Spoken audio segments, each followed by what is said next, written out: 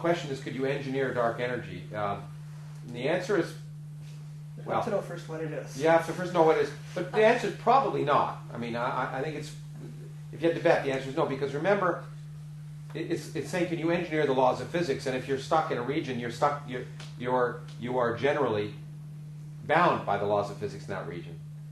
But more important than that is, you can't use it in that region for things like space travel or things.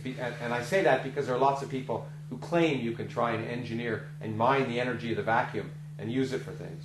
But the reason you can't is quite simple. It relates to something Kevin basically said it in one point in his talk.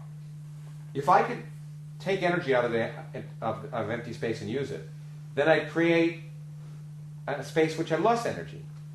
But the vacuum is by definition the lowest energy state. So I can never take energy out of the lowest energy state, because if I could, there'd be a lower energy state. So the bottom line is, you can't mine the vacuum. And no matter what anyone tells you, you can't mine the vacuum. Free energy. Well, although the vacuum that we have could be not the vacuum. Yeah, It exactly. could be a lower energy state.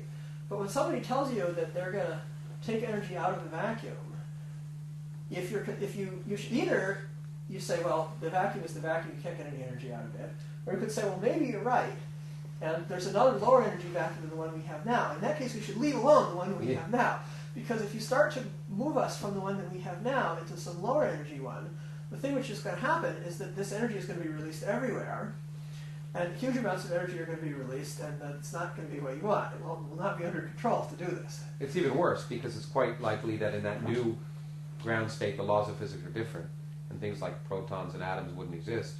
So it's not such a healthy idea.